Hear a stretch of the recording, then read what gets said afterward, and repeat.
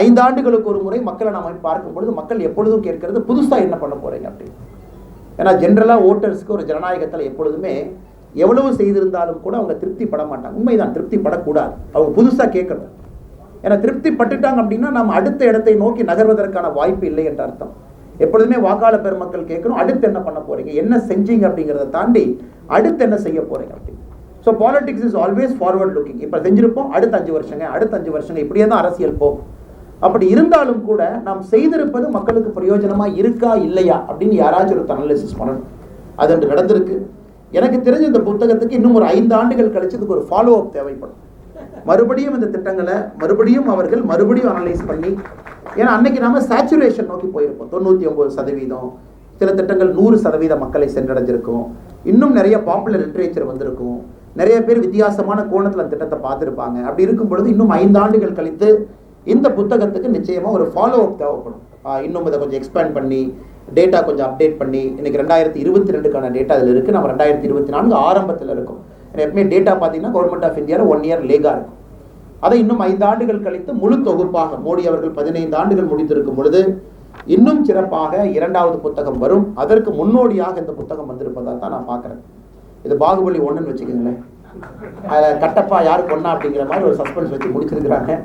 அதனால் கட்டப்பா எப்படி செத்தாங்க அப்படிங்கிறதுக்கு அடுத்த இன்னும் 5 இயர்ஸ் கழிச்சு தான் நம்ம வெயிட் பண்ணணும்.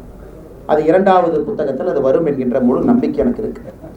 2வது, இந்த புத்தகத்தை எத்தனை பேர் படிப்பாங்க? ஹானஸ்ட்டாக என்கிட்ட கேட்டிங்கன்னா இன்னைக்கு புத்தகம் படிப்பவர்களுடைய எண்ணிக்கை குறைந்து கொண்டு இருக்கு. ஏன்னா நம்ம எல்லாருமே சொல்கிறோம், இன்னைக்கு சோஷியல் மீடியாவை யார் பயன்படுத்துகிறீங்களோ, ஒரு இளைஞனுடைய அட்டென்ஷன் ஸ்பேன் 40 செகண்ட்ஸ். 40 செகண்ட்குள்ளே நீங்கள் ஒரு மெசேஜை கொடுத்தா மட்டும்தான் ஒரு இளைஞன் அந்த மெசேஜை கிரகித்து இதுதான் மேட்டர் அப்படின்னு புரிஞ்சுக்குவாங்க.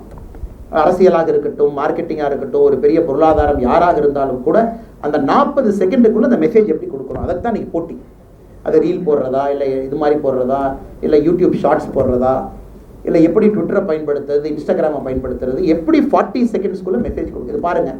நாமெல்லாம் பள்ளிக்கூடத்தில் படிக்கும்பொழுது 45 நிமிஷம் சொன்னாங்க. அதனால தான் ஸ்கூல் பீரியட் 45 மினிட்ஸ் இருந்துச்சு. 45 நிமிஷத்துக்கு மேலே அந்த குழந்தைக்கு கிரகிக்கக்கூடிய திறன் இருக்காது. அப்படிங்கிறனால 45 மினிட்ஸ்க்கு அப்புறம் ஒரு பீரியட். இன்னைக்கு உண்மையை சொல்ல வேண்டும் என்றால் வெரி டிஸ்ட்ராக்டட் வேர்ல்டு. ஒரு புத்தகத்தை எடுத்து 2-3 பேஜுக்கு மேலே எத்தனை இளைஞர்கள், குழந்தைகள், பெண்கள், தாய்மார்கள் டிஸ்ட்ராக்ஷன் இல்லாமல் ஒரு 10வது பேஜுக்கு போக முடியும், டிஸ்ட்ராக்ஷன் இல்லாமல் 20வது பேஜுக்கு போக முடியும்னு கேட்டிங்கன்னா very few people can read it. அதனால் 2வது மிக முக்கியமானது, புத்தகம் வந்திருக்கு. இன்னைக்கு நாம் எதற்காக பாரதிய ஜனதா கட்சியினுடைய அலுவலகத்தில், சென்னை அலுவலகத்தில் நம்ம கட்சியினுடைய ஒரு பொறுப்பாளராக இருக்கக்கூடிய அமர் பிரசாத் ரெட்டி அவர்களுக்கு இந்த இடத்தை கட்சி எதற்காக இங்கே கொடுத்து இந்த நிகழ்ச்சி இங்கே நடத்துகிறோம் அப்படின்னாங்க, இதை என்கரேஜ் பண்ணுறோம். பாரதிய ஜனதா கட்சியில் இன்னும் புத்தகங்கள் நிறைய பேர் எழுதணும் அப்படிங்கிற செய்தி இதன் மூலமாக நாங்கள் தெரிவிக்கிறோம். நிறைய எழுதுங்க, கட்சி அலுவலகம் உங்களுக்காக இருக்கிறத பயன்படுத்தி கொள்ளுங்க, எக்ஸ்பர்ட்டை கூப்பிட்டுக்குங்க, வித்தியாசமான பார்வையாக பாருங்கள், கிராமப்புறத்தை பாருங்கள், அரசியலை பற்றி எழுதுங்க. நிறைய புத்தகங்கள் வர வர ஒன்று புத்தகம் எழுதுறவங்களுக்கு முதல்ல கிளாரிட்டி கிடைக்கும். ஆனால் வாழ்க்கையில் 3 விஷயம் கஷ்டங்கண்ணா. 1 கல்யாணம் பண்ணுறது, 2வது வீடு கட்டுறது, 3வது புத்தகம் எழுதுறது. இந்த 3 மிக மிக கடினமான வேலை. இந்த கல்யாணம் பண்ணுறது பார்த்தீங்கன்னா நம்ம கான்ட்ரிபியூஷன் ரொம்ப குறைவாக இருக்கும். அப்பா அம்மா, அந்த பக்கம் அப்பா அம்மா இருப்பாங்க, அவங்கெல்லாம் பார்த்து நிறைய மேரேஜ் அரேஞ்ச் மேரேஜில் இருக்கிறனால இப்போதைக்கு ஆவரேஜாக கல்யாணம் நடந்துடும். மாப்பிள்ளையோ பொண்ணோ ஒரு பொண்ணை பார்த்துக்கிறாங்க, மாப்பிள்ளையை பார்த்துக்கிறாங்க, கல்யாணத்தன்னைக்கு போகிறாங்க, அவ்வளோதாங்க. ஸோ அதில் நம்ம கான்ட்ரிபியூஷன் கம்மியாக இருந்தாலும் தந்தை தாய்க்கு அது கஷ்டம் அப்படிங்கிறத நம்ம சொல்கிறோம். இந்த கல்யாணம் பண்ணுறது தந்தை தாய்க்கு கஷ்டம். யாரோ ஒருத்தர் லவ் மேரேஜ் பண்ணிக்கிறாங்கன்னா அதுக்குள்ளே போவே விரும்பல, எவ்வளோ கஷ்டம்னு அவங்களுக்கு தெரியும். ஸோ கல்யாணம் பண்ணுறது ரொம்ப கஷ்டம். 2வது வீடு கட்டுறது. நீங்கள் வீட்டை ஆரம்பிக்கும் போது ஒரு மாதிரி போவீங்க, வீட்டை முடிக்கும் போது ஒரு மாதிரி போவீங்க. ஆரம்பித்ததுக்கு முடிச்சதுக்கு சம்மந்தமே இருக்காது. காரணம் காலம் மாறி இருக்கும், சூழ்நிலை மாறி இருக்கும். அவங்க தான் பல்ல கடிச்சிட்டு அந்த வீட்டை கட்டி முடிச்சிருப்பாங்க. 3வது புத்தகம் எழுதுவது. ஏன்னா புத்தகம் பார்த்தீங்கன்னா உண்மையை சொல்ல வேண்டும் என்றால் யார் இங்கே புத்தகம் எழுதியிருக்கின்றீர்களோ நீங்கள் ஆரம்பித்தது ஒரு மாதிரி இருக்கும், இடையில தாட் மாறும், கொஹரன்ஸ் மாறும்.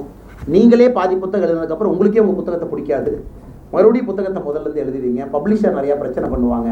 ஸோ ஒரு புத்தகம், முதல் புத்தகம் ரொம்ப கடினம். ஏன்னா 2வது 3வது உங்களுக்கு வந்துடும். ஏன்னா you know the tricks of the trade.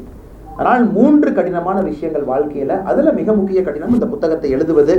அந்த புத்தகத்தை எழுதக்கூடிய சாதனையை செய்திருக்கக்கூடிய இருவருக்கும் என்னுடைய நெஞ்சார்ந்த நல்வாழ்த்துக்களை இந்த நேரத்தில் தெரிவித்துக் கொள்கின்றேன். இன்னும் நிறைய புத்தகத்தை எழுதுங்க, நிறைய விஷயங்களை பாருங்கள், வித்தியாசமான ஒரு கோணத்தில் பார்வையில் பாருங்கள். அதையெல்லாம் பார்த்தால் மட்டும்தான். நிறைய லிட்ரேச்சர் வேணுங்க சார். தமிழ்நாடை பொறுத்த வரைக்கும் இன்னைக்கு நாம் இருக்கக்கூடிய அந்த சித்தாந்தம், நாம் சார்ந்திருக்கக்கூடிய சித்தாந்தம், நாம் செய்யக்கூடிய அரசியல் வெற்றி பெற வேண்டும் என்றால் நிறைய லிட்ரேச்சர் இந்த பக்கம் வரணும். திராவிடியன் பாலிடிக்ஸ் பார்த்தீங்கன்னா லிட்ரேச்சர் அதிகமாக இருக்குது, நிறையா இருக்குது. கிட்டத்தட்ட 70 ஆண்டு காலமாக நிறைய புத்தகங்கள் எழுதியிருக்கிறாங்க, பேச்சுக்கள் இருக்குது. ஸோ நிறைய பப்ளிக் கன்சம்ஷன் இருக்குது. ஸோ இந்த பக்கம் நீங்கள் அவர்களை தாண்டி நீங்கள் அரசியலை ஜெயிக்க வேண்டும் நினச்சிங்கன்னா இந்த பக்கம் லிட்ரேச்சர் நிறையா வரணும், புத்தகங்கள் நிறையா வரணும், நிறைய எழுத்தாளர்கள் உருவாகணும், நிறைய பேச்சுக்கள் பப்ளிக் ஃபோரத்தில் இருக்கணும். இது போன்ற மேனேஜ்மெண்ட் பை அப்ஜெக்டிவ் MBO ஒரு திட்டத்தை எடுத்து அனலைஸ் பண்ணி மக்களுக்கு ரத்தின சுருக்கமாக எதற்கு இது முக்கியமான திட்டம் என்று சொல்லும் அளவுக்கு ஒரு புத்தகம் இருக்கணும். அதனால் இளைஞர்கள் நிறைய நீங்கள் புத்தகத்தை எழுத வேண்டும் என்கின்ற அன்பான வேண்டுகோளை இந்த நேரத்தில் வைக்கின்றேன்.